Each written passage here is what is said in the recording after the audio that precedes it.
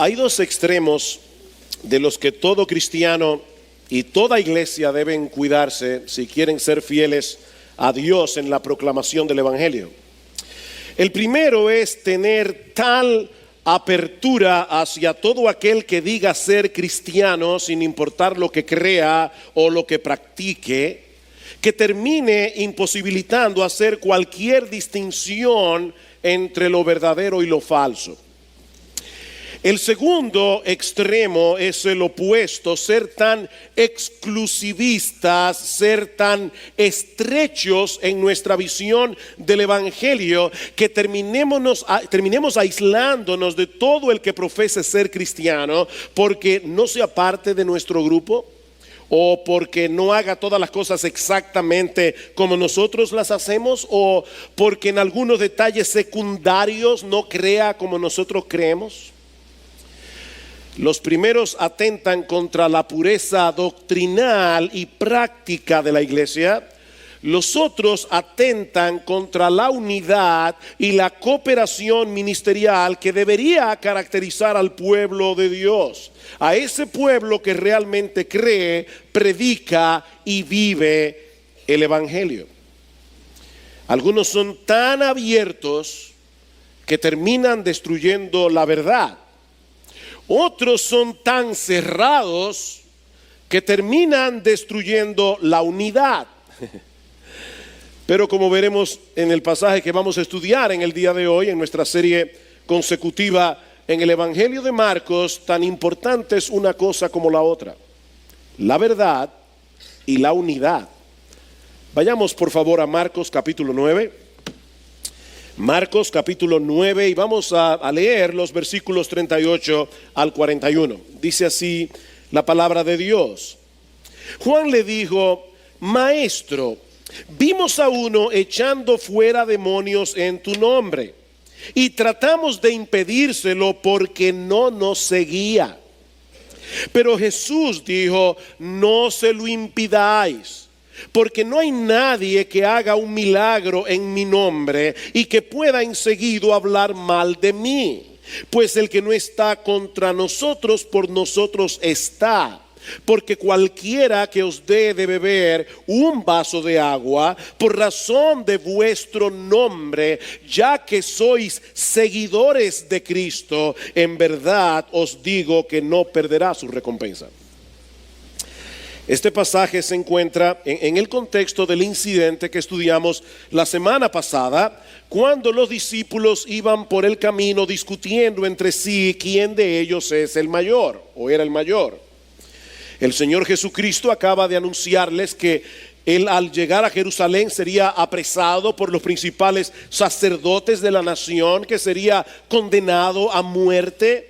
Pero los discípulos estaban tan sumidos en su sueño de grandeza que en vez de identificarse con Jesús en ese momento tan sensible de su ministerio, ellos estaban peleando entre sí por los primeros puestos del reino. Cada uno quería el mejor cargo en el gobierno. Estos hombres necesitaban urgentemente una lección de humildad. Y eso es precisamente lo que nosotros encontramos en los versículos 35 al 37 que estudiamos la semana pasada. Lean conmigo una vez más el versículo 35. Sentándose, llamando a los 12, les dijo: si alguno desea ser el primero, será el último de todos y el servidor de todos. Y recuerden que este pasaje no es una advertencia, no es: si tú quieres ser el primero, de castigo te voy a poner de último. Es más bien una instrucción. Lo que este pasaje nos enseña, mis hermanos, no es difícil de entender. Si queremos ser grandes en el reino de Dios, y eso es una buena ambición, si queremos ser grandes en el reino de Dios, he aquí las dos cosas que debemos hacer. Debemos procurar el último lugar y ser el servidor de todos. incluyendo aquellos a quienes muy poca gente suele prestar atención, los que no tienen brillo según el mundo. Versículo 36, y tomando a un niño, y la palabra allí es un bebé, tomando a un bebé, lo puso en medio de ellos, y tomándolos en sus brazos les dijo: el que reciba a un niño como este en mi nombre, a mí me recibe. Y el que me recibe a mí, no me recibe a mí únicamente, debemos suplir la palabra allí porque es la idea, sino a aquel que me envió. Un niño no tiene poder, un niño no ha logrado nada en la vida, un niño no tiene grandeza, un niño es débil, es dependiente, es usualmente ignorado, es vulnerable, no tiene nada que ofrecer. De manera que lo que el Señor está diciendo a sus discípulos aquí es algo como esto: si tú recibes a un creyente solo por el hecho de que crea en mí, aunque ese creyente no haya logrado ninguna de las cosas que llaman la atención de las personas del mundo, me estás recibiendo a mí. Y no solamente a mí, sino también al Padre que me envió.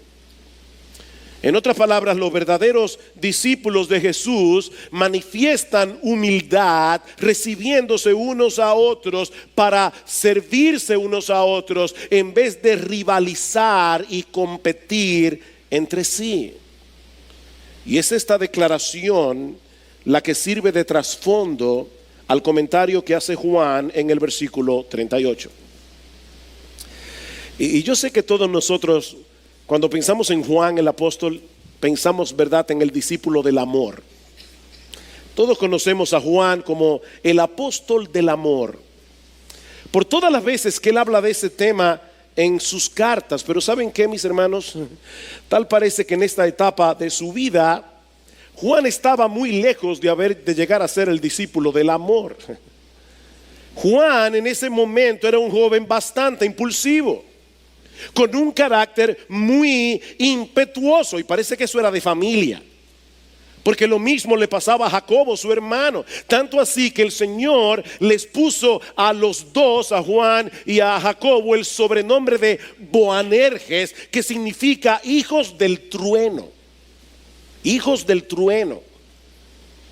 Fueron precisamente Juan y Jacobo los que en una ocasión le preguntaron al Señor. Ellos iban caminando hacia Jerusalén, pasaron por Samaria y los samaritanos no quisieron recibirlo. Y fueron precisamente Juan y Jacobo los que dijeron: Señor, ¿tú quieres que nosotros oremos al Padre para que envíe fuego del cielo y los consuma?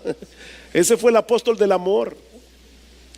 Más adelante nosotros vamos a ver a Juan y a Jacobo otra vez que se acercan a Jesús con mami, para decirle: Señor, yo quiero que en el día que tú vengas en tu reino nos permitas a nosotros dos, que eran primos del Señor, a tus primitos que se sienten uno a la derecha y otro a tu izquierda. Eso eran Juan y Jacobo.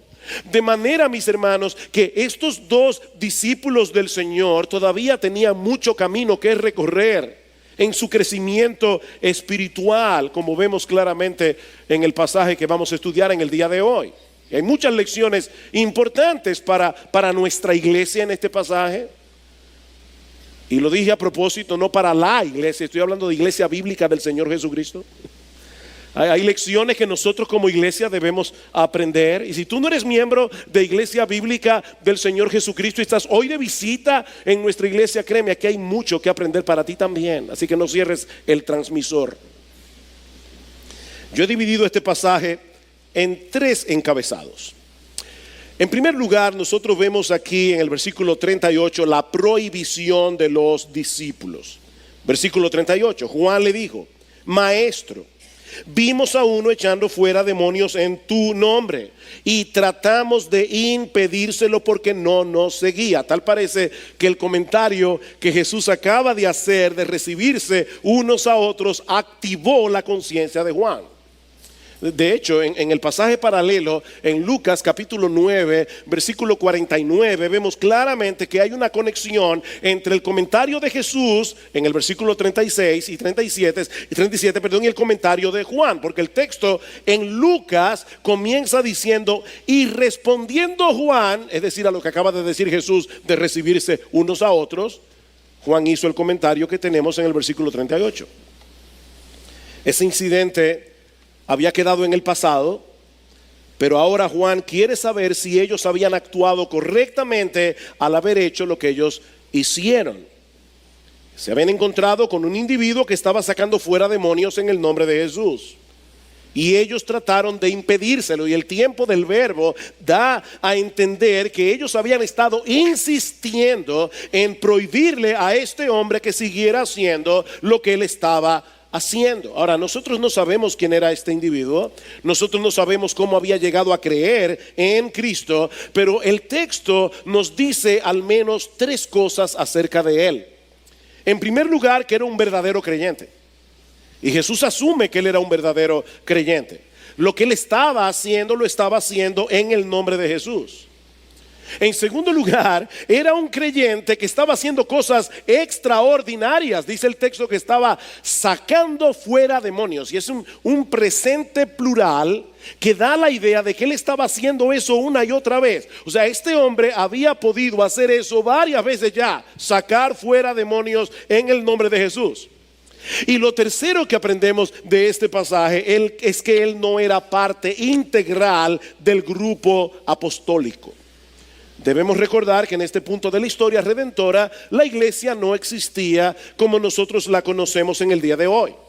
Así que es muy probable que en todo el territorio de Israel hubieran algunos hombres que eran seguidores de Cristo, igual que este hombre, pero no estaban con el grupo. Pero los apóstoles eran demasiado exclusivistas para tolerar esta situación. Noten que ellos no trataron de impedírselo porque él estuviera predicando falsas doctrinas. Ellos no trataron de impedírselo porque él estuviera viviendo una vida pecaminosa que no respaldara su profesión de fe o su predicación. De hecho, es interesante notar cómo Juan le dice a Jesús: nosotros se lo prohibimos, y hubiéramos esperado, ¿verdad?, que él dijera porque no te seguía a ti. Pero eso no es lo que él dice. Nosotros se lo prohibimos porque no nos seguía a nosotros. Se lo prohibimos porque él no es parte del grupo. Ese es el problema. Él no era parte de esos privilegiados que estaban cerca de Jesús. Ahora, hermanos, no olviden un dato importante aquí, que unos días antes, cuando el Señor Jesucristo descendió del monte de la transfiguración, el Señor se encontró con el resto de los apóstoles completamente frustrados porque ellos no habían podido ayudar a un muchacho que estaba precisamente endemoniado. Y el texto dice que en aquella ocasión ellos no pudieron sacar fuera el demonio por su falta de fe y por su falta de oración. Ellos habían confiado en sí mismos y habían fracasado por completo. Pero entonces, ahora de repente se encuentran con un individuo que no es parte del clan, pero que en el nombre de Jesús estaba haciendo una y otra vez lo que ellos no habían podido hacer. Y mis hermanos, es difícil pensar que estos dos incidentes no estén conectados entre sí. Aparentemente lo que nosotros tenemos aquí es un caso de envidia, es un caso de rivalidad simple y llanamente. Tal parece que los discípulos se sintieron amenazados, se sintieron avergonzados por el éxito ministerial de este individuo que estaba haciendo lo que ellos no pudieron hacer. Los discípulos, mis hermanos, lamentablemente tenían una perspectiva muy estrecha del reino de Dios. Una perspectiva muy estrecha del reino de Dios. Este hombre realmente estaba echando fuera demonios.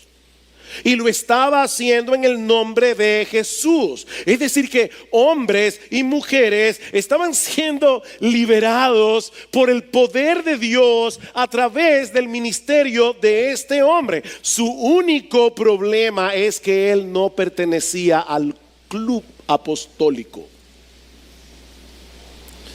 Por la razón que fuera, este hombre no formaba parte de la comitiva que estaba al lado de Jesús. Pero cada vez que este hombre sacaba fuera un demonio en el nombre de Cristo, ¿qué estaba haciendo él? Se estaba identificando con Cristo, estaba exaltando a Cristo, estaba proclamando el evangelio de Cristo, estaba anunciando a Jesús como el Mesías de Israel.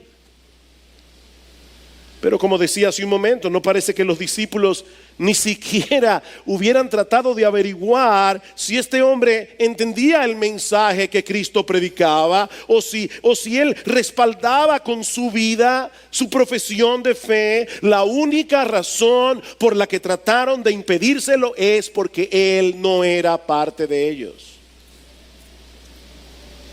Y mis hermanos, debemos confesar con vergüenza que ese espíritu exclusivista, ese espíritu elitista, es demasiado común en el pueblo de Dios.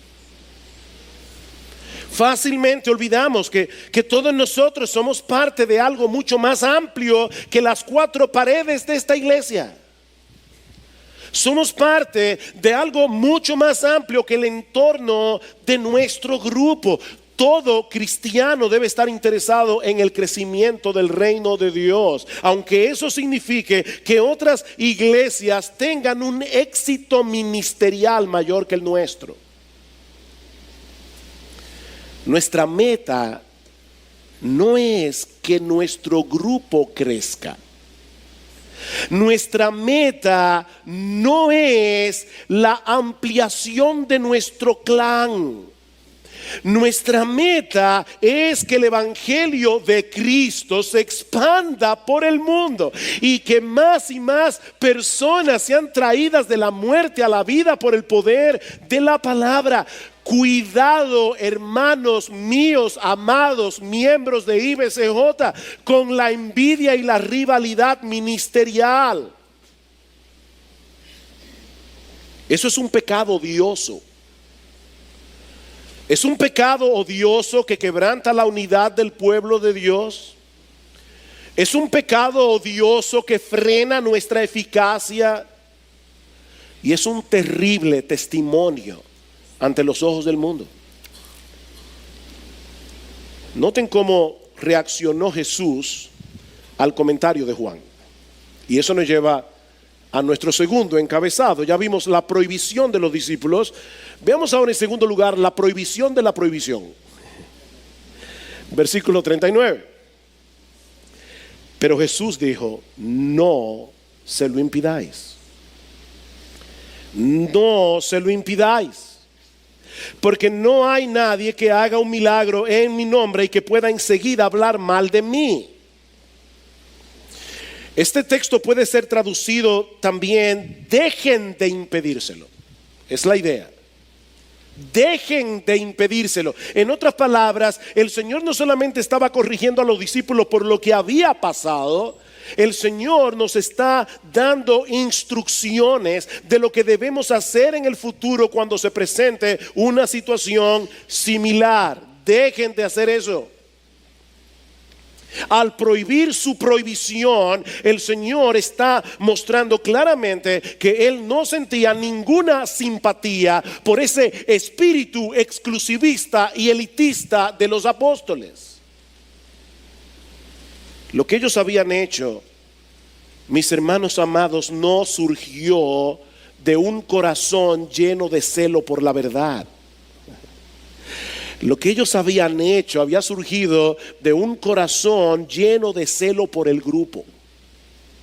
¿Ven la diferencia? Como si el grupo en sí fuera más importante que la expansión del reino de Dios. Y mis hermanos, yo espero que nadie me malentienda en esta mañana con lo que yo estoy diciendo. Nosotros debemos ser celosos con la sana doctrina. De ninguna manera podemos adoptar ese espíritu distorsionado de tolerancia que nosotros vemos en el mundo en el día de hoy, donde nadie tiene derecho a denunciar la falsedad, donde nadie tiene derecho a denunciar el error. No, mis hermanos, si somos ligeros con la pureza doctrinal, terminaremos corrompiendo el evangelio, terminaremos siendo infieles a Dios. Y el Nuevo Testamento es muy claro en ese sentido. Pablo dice a los creyentes en Roma, Romanos capítulo 16, versículo 17, os ruego, hermanos, que os fijéis en los que causan divisiones y tropiezos en contra de la doctrina que vosotros habéis aprendido y que os apartéis de ellos. Está claro, ¿verdad? Apártense de esas personas. Judas en su carta, Judas el apóstol, no el traidor, Judas nos exhorta a que contendamos ardientemente por la fe que nos fue entregada por medio de los apóstoles. Y el mismo Señor Jesucristo, cuando envía su carta a la iglesia de Éfeso en Apocalipsis capítulo 2, ¿por qué alaba Jesús a la iglesia de Éfeso? Porque ellos eran sanos en doctrina. Jesús los alaba por su celo doctrinal. Así que, hermanos, de ninguna manera estamos proponiendo que seamos ligeros con las doctrinas. De ninguna manera estamos proponiendo que seamos ligeros con la santidad y aceptemos a todo el mundo que diga ser cristiano, porque no todos son lo que dicen ser. ¿Oyeron eso? No todo el mundo que dice ser cristiano es cristiano. De hecho, la Biblia va más lejos todavía. La Biblia dice que en el mundo aún hoy hay muchas personas que claman ser cristianas y van camino al infierno. Uno de los textos más duros que nosotros encontramos en los evangelios está en Mateo capítulo 7, versículo 21. Luego de haber advertido a los discípulos, cuídense de los falsos maestros que vienen vestidos de ovejas, pero son lobos rapaces. Oigan lo que dice el Señor, versículo 21. No todo, Mateo 7, no todo el que me dice Señor, Señor, entrará en el reino de los cielos, sino el que hace la voluntad de mi Padre que está en los cielos. Muchos me dirán en aquel día: Señor, Señor, ¿no profetizamos en tu nombre? Y en tu nombre echamos fuera demonios, y en tu nombre hicimos muchos milagros. Y entonces les declararé: jamás os conocí, apartaos de mí los que practicáis la iniquidad. Muchos llegarán al día del juicio engañados, creyendo que son lo que no son. Y el texto dice que la clave para descubrir a estos individuos es que practican la iniquidad. En otras palabras, ellos dicen ser cristianos, pero viven como les da la gana. Ellos viven ser cristianos, ellos llaman a Cristo Señor, pero ellos no están sometidos al señorío de Cristo. Ellos llaman a Cristo Señor, pero la voluntad de Cristo revelada en su palabra no es importante para ellos. Y Cristo dice: aunque echen fuera demonios, aunque profeticen, aunque hagan milagros en mi nombre, yo nunca los conocí, nunca fueron míos, van camino al infierno. Así que, hermano, no es de eso que estamos hablando aquí. De lo que estamos hablando es de esa rivalidad ministerial que nos lleva a sentirnos amenazados cuando otros ministerios cristianos que realmente están predicando el evangelio están teniendo un mayor crecimiento que nosotros. De lo que estamos hablando, mis hermanos, es de envidiar e incluso tratar de entorpecer a otros que están predicando a Cristo, simplemente porque no pertenece a nuestro grupo, o porque en algunas cosas secundarias no hacen las cosas exactamente como nosotros las hacemos, o creen exactamente lo que nosotros creemos. Y debo subrayar aquí que estamos hablando de cosas secundarias. Me encanta la manera como Pablo aborda este asunto en su carta a los Filipenses. Pablo está encarcelado en Roma y algunas personas que profesaban ser cristianas, increíblemente, quisieron tomar ventaja de su condición para tener un ministerio más exitoso que el de Pablo. Si hubieran vivido hoy, yo creo que esas personas habrían publicado en Facebook una foto de Pablo y habrían dicho: bueno, yo no sé por qué, pero Pablo está en la cárcel. Habrá que ver qué fue lo que hizo, ¿verdad? El Facebook se ha convertido en ese sentido en algo horrible. En ese sentido, en el día de hoy, cualquiera apunta a los cañones del Facebook y comienza a acabar con medio mundo. ¿Saben cómo reaccionó Pablo ante esta absurda competencia ministerial? Vayan conmigo a Filipenses capítulo 1. Filipenses capítulo 1. Esto es impresionante. Dice Pablo en el versículo 12: yo quiero que sepáis, hermanos, que las circunstancias en que me he visto, es decir, preso, han redundado en mayor progreso del evangelio. De paso, tuve el privilegio de estar en la cárcel donde Pablo estuvo preso. No preso, no, yo estaba libre, pero de visitar el lugar, la cárcel mamertina. Y la verdad es que era un sitio claustrofóbico, sitio húmedo, pequeño. Ahí estuvo Pablo preso.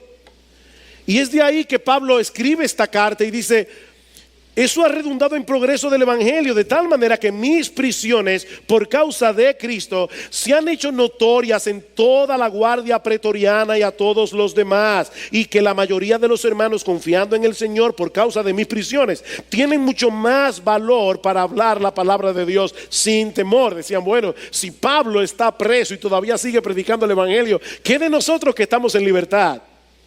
Versículo 15: algunos, a la verdad, predican a Cristo aún por envidia y rivalidad, pero también otros lo hacen de buena voluntad.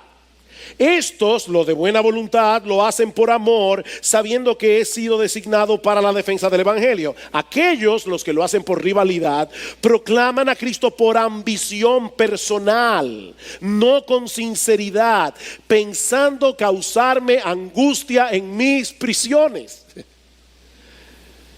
Entonces, ¿qué? Dice Pablo.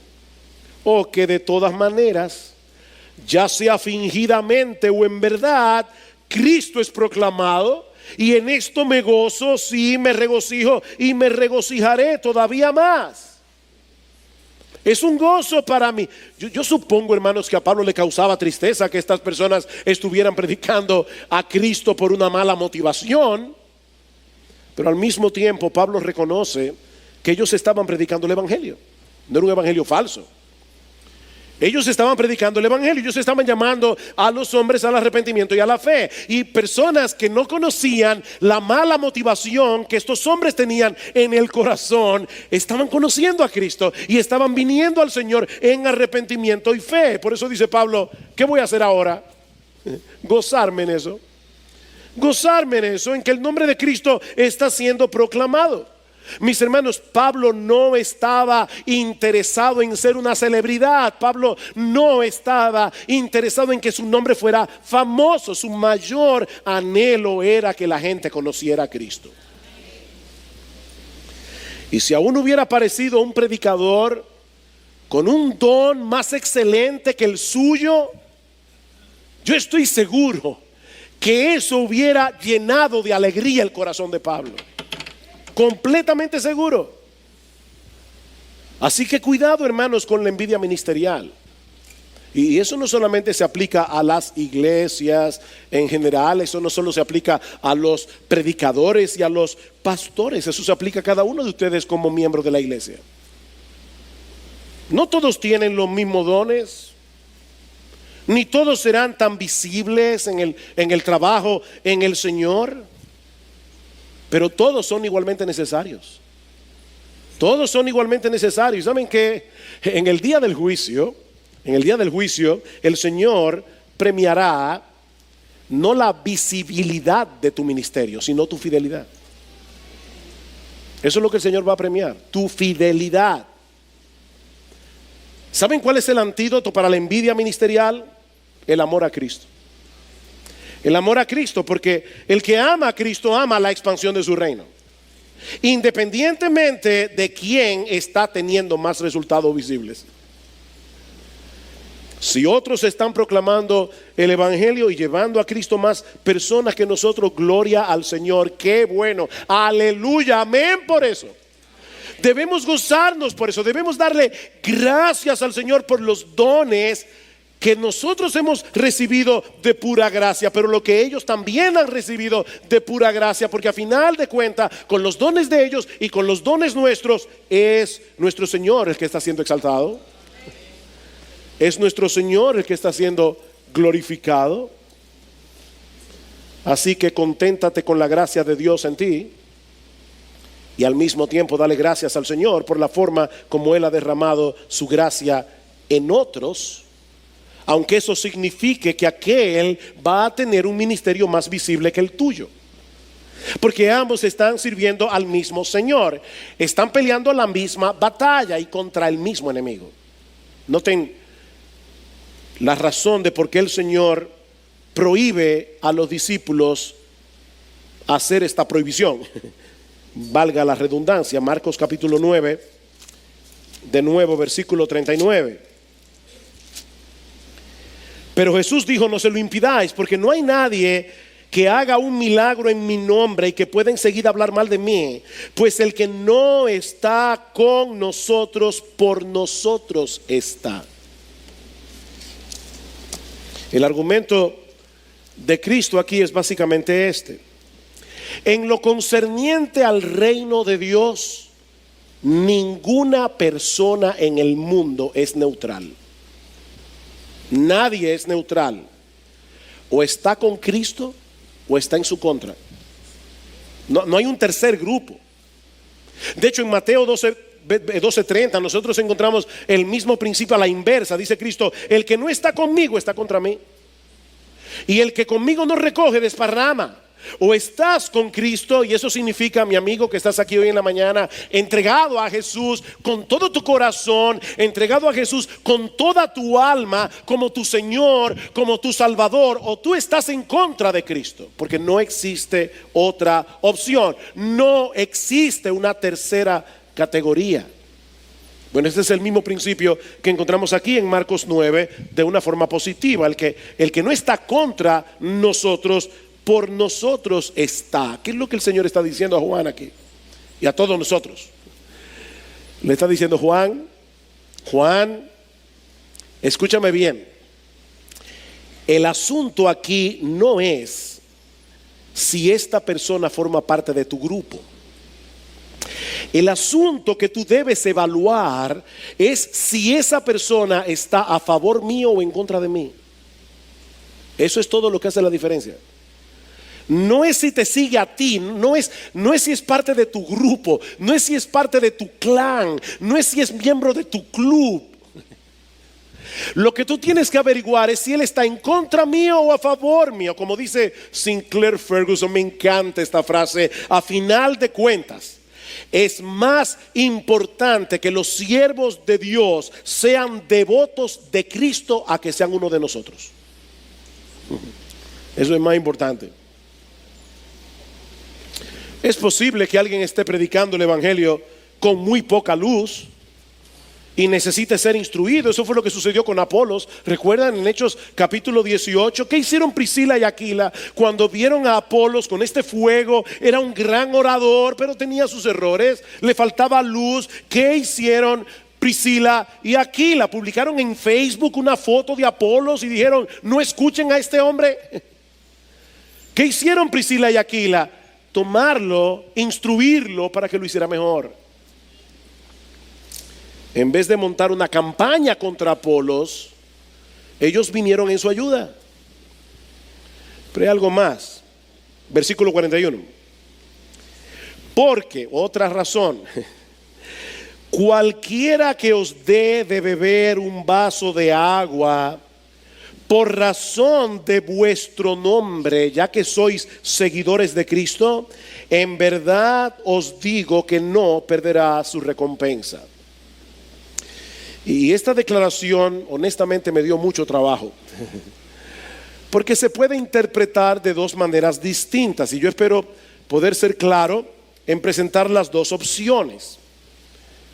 Por un lado, el Señor puede estar diciéndole a Juan que lejos de prohibir o de estorbar a este tipo de personas en lo que están haciendo, más bien deberíamos darle todo el apoyo posible, aunque no forme parte de nuestro grupo particular, porque al hacerlo nosotros tendremos recompensa. O sea, cada vez que tú ayudas a un siervo de Dios, cada vez que tú contribuyes a que un siervo de Dios siga haciendo su labor, aunque sea dándole un vaso de agua, Dios te va a recompensar por eso. Porque tú no estás simplemente saciando la sed de un individuo que tiene sed, tú estás contribuyendo con el avance del reino de Dios, aunque sea con una cosa tan pequeña como darle un vaso de agua. Y Cristo está diciendo, créeme, si tú le das a un siervo de Dios un vaso de agua fría, tú no vas a perder tu recompensa. Porque no es el precio de lo dado lo que el Señor toma en cuenta, es la fe y la obediencia con que tú lo haces. Tú amas al reino, tú amas la predicación del evangelio y estás sirviéndole a un siervo de Dios. Bien, no vas a perder tu recompensa. Pero el Señor también puede estar diciendo lo siguiente aquí: ustedes están tratando de estorbar a alguien a quien yo voy a recompensar. O sea, en este caso la recompensa no es para ti que das el vaso de agua al siervo. Lo que está diciendo es, este siervo está sacando fuera demonios. Este siervo está dedicando su vida a servirme a mí en el avance del reino. Y él no está dando vasos de agua, él está liberando cautivos, él está sacando fuera demonios. Y ustedes se lo están prohibiendo a alguien a quien el día del juicio yo voy a recompensar. Mis hermanos, sea una cosa o la otra, esto es algo serio. Si bien es cierto que debemos ser celosos en mantener la pureza del evangelio, de la misma manera tenemos que tener mucho cuidado de no estorbar o rechazar a un siervo de Cristo que será recompensado en aquel día, aunque no sea parte de nuestro grupo, aunque tenga algunas diferencias con nosotros en cosas que no son esenciales. Y ¿saben qué, hermanos? El Espíritu Santo pudo no haber inspirado a Marcos y a Lucas para incluir esa historia aquí. ¿Saben por qué el Espíritu Santo inspiró a Marcos e inspiró a Lucas para escribir este incidente? Porque él sabía que la enseñanza de este pasaje iba a ser necesaria para su iglesia a lo largo de los siglos. Y eso me lleva a la última parte de este mensaje bien breve. Mis hermanos, ¿qué aprendemos de esta historia? ¿Qué aprendemos de esta historia? Hay varias cosas aquí que debemos aprender. En primer lugar, debemos aprender a diferenciar doctrinas periféricas de las Escrituras de sus doctrinas cardinales. Hermanos, no podemos darle la misma importancia a la doctrina de la deidad de Cristo, a la doctrina de la Trinidad, Dios Padre, Dios Hijo, Dios Espíritu Santo, tres personas, pero un solo Dios. No podemos darle la misma importancia a la inspiración de las Escrituras. No podemos darle la misma importancia a la salvación únicamente por gracia, únicamente por fe y únicamente por Cristo, a la importancia que le damos a la doctrina del milenio, por ejemplo, a la doctrina del rapto de la iglesia. No tienen la misma importancia.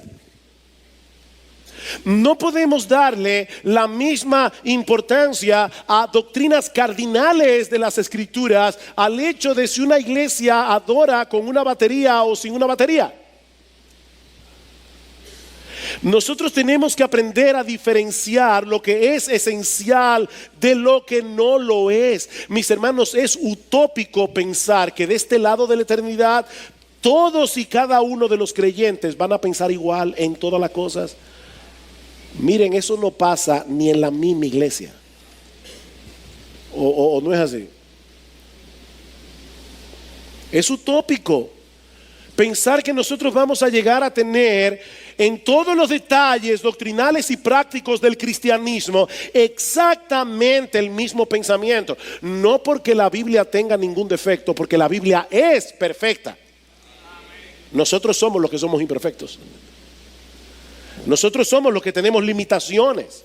Y vamos a seguir teniendo limitaciones de este lado de la eternidad. ¿Cómo resolvemos este inconveniente? Algunos dicen, no, vamos a olvidarnos de la diferencia y vamos a hacer una gran organización mundial de cristianos. La Biblia no habla de eso. La Biblia habla de iglesias locales, independientes, cada una de la otra. No, hermanos, no podemos desestimar esas diferencias como algo sin importancia. Yo no estoy diciendo eso. O lo que es peor todavía, imponer nuestros criterios sobre otros independientemente del entendimiento que ellos tengan de las escrituras para hacer una gran iglesia. No, mis hermanos, escuchen lo que dice Ian Murray. Lo que podríamos llamar diferencias secundarias entre cristianos no son sin consecuencias y pueden ser lo suficientemente importantes como para prevenir la unidad formal de cristianos en la misma denominación. Imagínense a un bautista que cree que cada iglesia es independiente y que se deben bautizar únicamente los adultos que creen en Cristo, y una iglesia presbiteriana que cree que la iglesia es una gran organización, el presbiterio al que pertenece cada iglesia presbiteriana, y que se puede bautizar a los niños en su infancia. Yo amo a mis hermanos presbiterianos y tengo muy buenos amigos presbiterianos, y de los predicadores que yo más admiro, muchos son presbiterianos, y de los libros más importantes que yo tengo en mi librería, en mi biblioteca, la mayoría fueron escritos por presbiterianos. Pero hay una realidad, en eso tenemos una diferencia y tenemos que aprender a convivir con eso.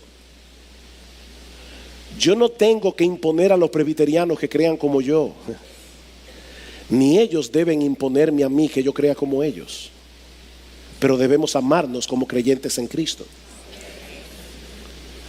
Sigue diciendo Ian Murray, pero al mismo tiempo es esencial reconocer que no debe ser permitido que esas diferencias de entendimiento entre cristianos en esas cosas secundarias trascienda la verdad que nos hace uno en Cristo. Tenemos una misma fe, tenemos un mismo Señor. Desde esa perspectiva, mis hermanos, ¿saben que el hecho de que haya diversidad de iglesias y diversidad de denominaciones cristianas no debe ser visto como un problema? Eso es una bendición.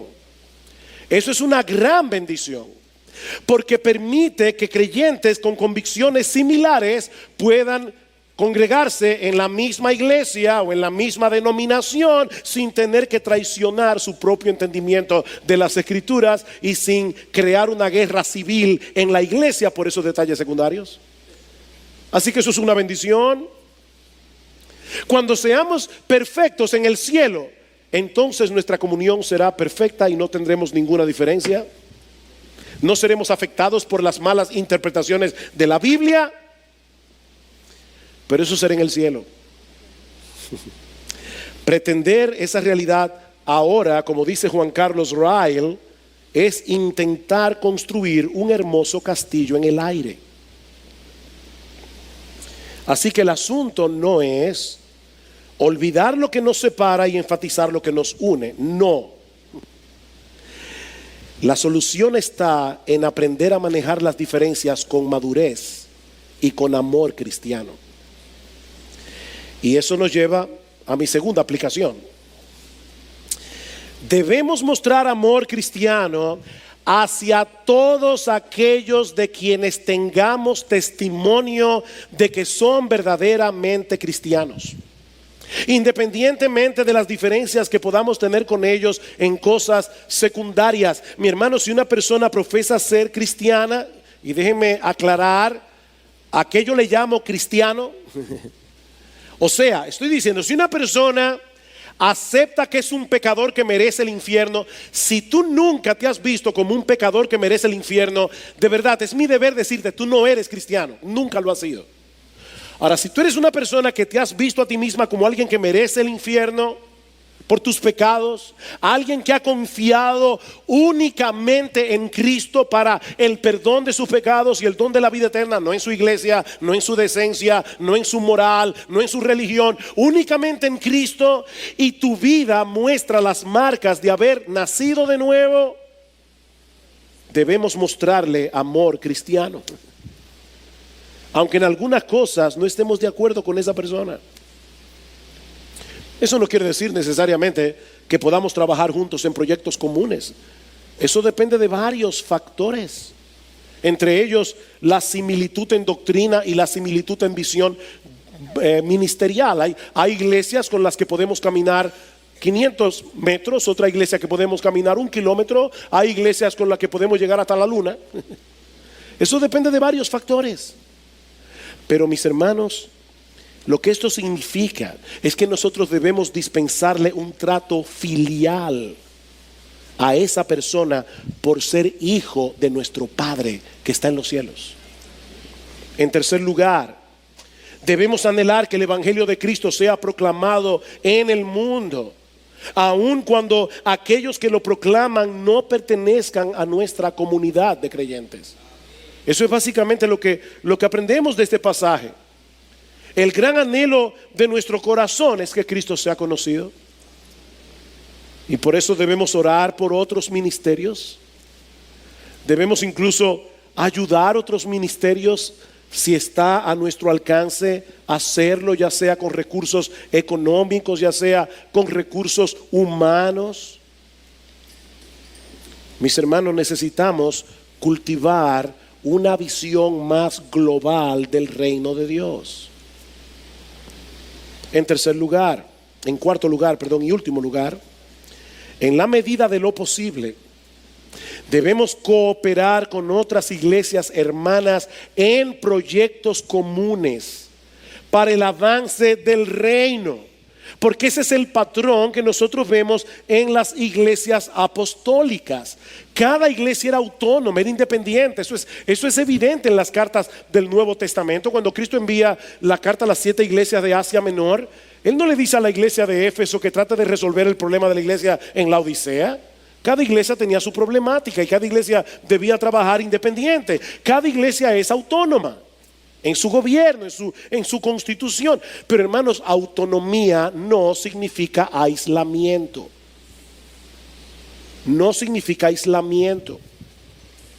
En el Nuevo Testamento, y yo no tengo tiempo ahora para probar eso, pero en el Nuevo Testamento vemos iglesias cooperando entre sí, ocasionalmente, para el sostenimiento de obreros, para el evangelio, para el avance del evangelio. Vayan conmigo un momentito a la tercera carta de Juan. Y de paso, este texto debe ser de gran estímulo para todos nosotros, porque el que escribió este pasaje es Boanerges, uno de los hijos del trueno, que aprendió la lección. Eso debe ser alentador, ¿verdad? Porque nosotros a veces nos cansamos con nosotros mismos cuando no nos vemos crecer, y a veces nos cansamos cuando estamos discipulando a otros porque no los vemos crecer. Bueno, Juan, ya vimos el espíritu que tenía en Marcos 9. Sin embargo, es conocido como el apóstol del amor. ¿Saben por qué? Porque Jesús no perdió la paciencia con él. Jesús no lo eliminó del grupo, no lo despidió, siguió trabajando con él. Y escuchen ahora lo que le dice Juan a su amado hermano Gallo en el versículo 5 de tercera de Juan. Amado, estás obrando fielmente en lo que haces por los hermanos, y sobre todo cuando se trata de extraños. Y está hablando de misioneros itinerantes que iban por toda Asia predicando el evangelio, pues ellos dan testimonio de tu amor ante la iglesia. Harás bien en ayudarles a proseguir su viaje de una manera digna de Dios, pues ellos salieron por amor al nombre, no aceptando nada de los gentiles. Por lo tanto, debemos acoger a tales hombres para que seamos colaboradores en pro de la verdad. Cuando tú ayudas a un siervo de Dios que está predicando la palabra, tú estás siendo un colaborador en pro de la verdad. Pero había otro caso allí de un hombre llamado Diótrefes. Y ahora dice Juan, escribí algo a la iglesia, pero Diótrefes, a quien le gusta ser el primero entre ellos, no acepta lo que decimos. Por esta razón, si voy, llamaré la atención a las obras que hace, acusándonos injustamente con palabras maliciosas. Diótrefes hubiera sido uno que usaría mucho el Facebook hoy. Y no satisfecho con esto, él mismo no recibe a los hermanos, se lo prohíbe a los que quieren hacerlo y los expulsa de la iglesia. Y Juan, que fue reprendido por Jesús en Marcos 9, ahora dice, ¿qué le pasa a este hombre? Pero alaba a Gayo por la forma como está colaborando con el avance del reino.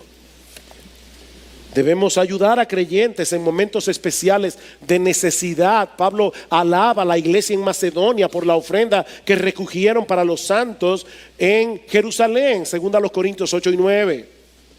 Debemos tratar de fortalecer el liderazgo de otras iglesias. ¿Qué hizo Bernabé cuando fue a Antioquía y vio lo que estaba pasando en Antioquía y vio la necesidad? Inmediatamente fue a Tarso y buscó a Pablo y lo trajo a ser parte del equipo ministerial. Hermano, cuando sus pastores salen a otros lugares, nosotros simplemente estamos siguiendo el ejemplo de las iglesias del Nuevo Testamento. Estamos ayudando a otros como otros nos han ayudado a lo largo de la historia de esta iglesia. ¿O es que ya olvidamos nuestra historia? En conclusión, somos una gran familia de creyentes, unidos por un vínculo indisoluble y glorioso. Tenemos la misma fe en el mismo Señor, la morada del Espíritu Santo en nuestros corazones y el mismo destino eterno en la presencia de Dios. De este lado del cielo, esa comunión no será perfecta.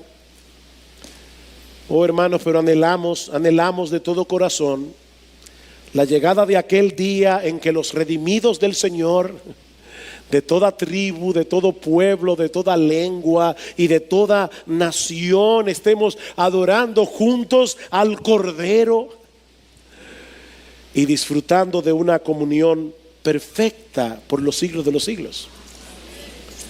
Ahora, mientras llegamos allá, mostremos en la medida de lo posible la realidad de nuestra unión en Cristo, no menospreciando las doctrinas, sino sobreponiendo el amor a las diferencias. Me encanta como lo dice Juan Carlos Ryle, un ministro del Señor del siglo XIX. Él decía, tenemos que levantar paredes doctrinales bien claras, pero no levante las paredes tan altas que no puedas darle la mano al otro verdadero cristiano que está del otro lado de la verja. Y si tú estás aquí sin Cristo en esta mañana, yo quiero recordarte lo que yo decía o lo que decía nuestro texto.